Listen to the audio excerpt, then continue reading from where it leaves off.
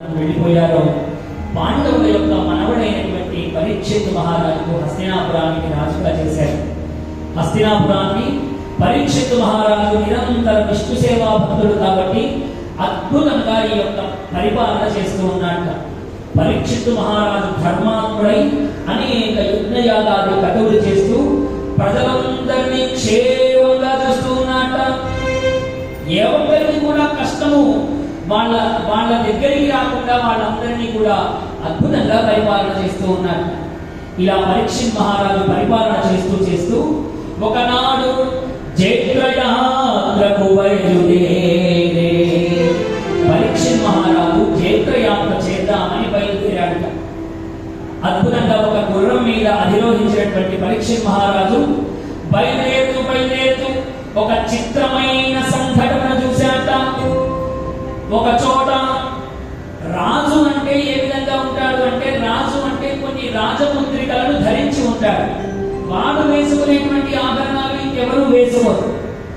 ఆ ఆభరణాలు చూశారు అంటే వీడు రాజు అని గుర్తుపట్టవచ్చు. పరీక్షిత్ మహారాజు ఆ రాజ్యానికి రాజు, ఇంకొకటి రాజుగా ఉండడానికి వీల్లేదు.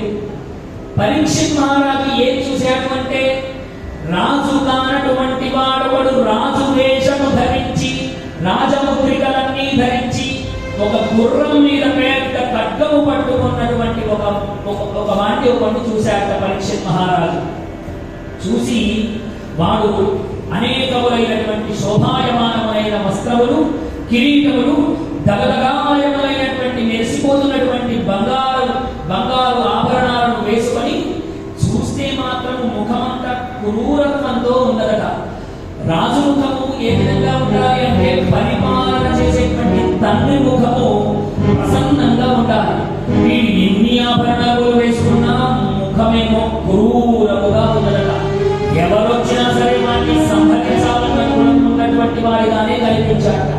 నా రాజ్యంలో ఇలాంటి వాడు ఎక్కడి నుండి వచ్చాడు, ఎక్కడో పొరపాటు జరుగుతున్నది అని అనుకున్నాడట.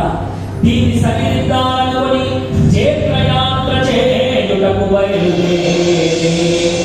జైత్రయాత్ర చేయడానికి బయలుదేరాడట పరీక్షిత్ మహారాజు. ఇదిలా ఉండగా ఒక చోట ఒక ఆశ్చర్యకరమైన సంఘటన ఒకటి జరిగిందట. ఒక చోట ఒక వృషభరాజము, ఒక ఆవు, బాగా బక్క చిక్కిపోయి ఉన్నటువంటి ఆవు, దాని శరీరంలో అసలు కన్నయే లేదు, పూర్తిగా ఒళ్ళంతా ఎముకల కూడుగా మారిపోయింది. కళ్ళ వెంట నీరు కారుస్తూ ఉన్నది ఆ గోమాత. అయినా దాని పొదుగు నిండా పాలన ఇస్తూ ఉన్నదట. ఆ పాలన ఎందుకు ఇస్తోందో తెలుసా? ఋషులు మునులు చేసేటువంటి యజ్ఞములు ఆగకూడదని వాళ్ళకు పాలను భగవంతుడికి అభిషేకానికి ఆ పాలను ఇస్తూ ఉన్నదట. అందుకనే అమ్మ చూడండి, అమ్మ అంటేనే త్యాగగుణం కలిగింది అంటారు. అమ్మ దగ్గర ఏది లేకపోయినా తన బిడ్డలకు భర్తకు పంచడంలోనే ఆ తల్లి ఆనందాన్ని పొందుతుంది. పక్కింటి ఆయన పాపం తిరుపతికి వెళ్ళొచ్చాడు. తిరుపతికి వెళ్ళి రాగానే ఆ పక్కింటి వదనమ్మ ఇంటికి వచ్చి, ఏమమ్మా ఇక నేను తిరుపతికి వెళ్ళొచ్చాం, ఈ లడ్డు మీకు ప్రసాదంగా తెచ్చామని ఇస్తారు. ఆయన ఆఫీస్కి వెళ్ళాడు, పిల్లలు స్కూల్కి వెళ్ళిపోయారు, ఇచ్చింది ఒకటే లడ్డు. ఇప్పుడు తిరుపతి లడ్డు అంటే ఇష్టం లేని వాళ్ళు ఎవరు ఉంటారు ఈ లోకంలో?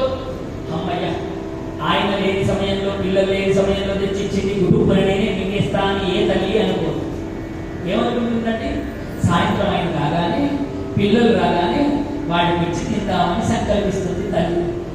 సాయంత్రం అయింది, పిల్లల కంటే ముందు ఈయన వచ్చాడు, కాళ్ళు చేతులు కట్టుకున్నాడు. ఏమండి, ఇదిగో పక్కింటి వాళ్ళు తిరుపతికి వెళ్ళారు, లడ్డు ప్రసాదం ఇచ్చారు, తిరుపతి లడ్డు ఏదైనా నాకు ఇవ్వు అని ఆ లడ్డు తీసుకొని దాంట్లో సగం విడిచి కుటుంబని లోపల వేసుకున్నాడు. సగం లడ్డు ఆయన తినేశాడు. నువ్వు తిన్నావా అని ఒక మాట కూడా అడగలేదండి. సగం లడ్డు వేసేసుకున్నాడు. అబ్బా ఎంత కమ్మటి లడ్డు, ఎన్నిసార్లు తిన్నా ఇది తల్లి తీరదే ఈ లడ్డు అని మిగిలిన సగం వైపు చూస్తూ ఉంటే, అమ్మో అన్నట్టుగా ప్రభు మీద దాచి పిల్లల కోసం అండి అని చెప్పగానే పాప మా తండ్రి కూడా త్యాగశాలే కాబట్టి వదిలిపెట్టాడు. ఇంకేముంది, పిల్లలు వచ్చారు, వాళ్ళు శుభ్రం చేసుకున్నారు, కాళ్ళు చేతులు కట్టుకున్నారు. మరి నాన్న తిరుపతి లడ్డురా అని ఇవ్వగానే అందులో బలం ఉన్న పెద్దవాడు టపీమని అలా అడ్డు పట్టుకున్నాడు.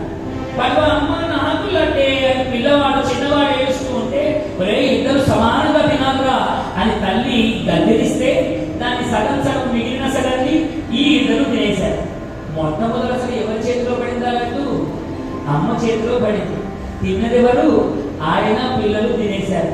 ఈ అమ్మ పాపం ముఖం వేసుకొని అయినా ఒక నవ్వు నవ్వి ఆనందపడిపోతుంది. ఎందుకు అంటే వాళ్ళు తింటే నేను తిన్నట్టే అన్న భావన చేస్తుంది. అదే అమ్మ గురించి. ఇప్పుడు గోమాత కూడా తను గడ్డి మేయన్న పాలనిస్తోంది. అందుకని గావో విశ్వస్య మాతరః, గోవులు విశ్వమునకే తల్లి అన్నారు.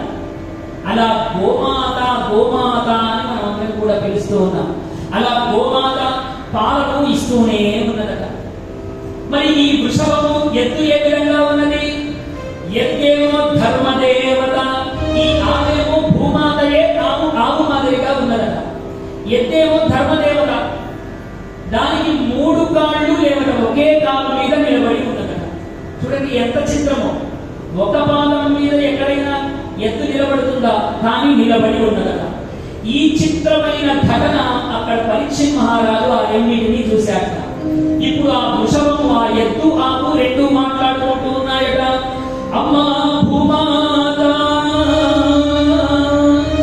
భూమాత అని అన్నది అంటే ఎత్తు ఎవరిని పలకరించినట్టు? ఆవును పలకరించినట్టు. ధర్మదేవత అంటే ఎద్దుని పలకరించినట్టు. ఇప్పుడు ఈ ఎత్తు ఆవును పలకరిస్తోంది. ఓ భూమాత, భూమి అంతా అశాంతి ప్రబలిపోయే, భర్త భార్య అనురాగము నశించే. భూమాత, ఈ లోకంలో అనురాగములు నశించాలి. భార్య భర్త అన్న బంధములు నశించిపోతూ ఉన్నాయి.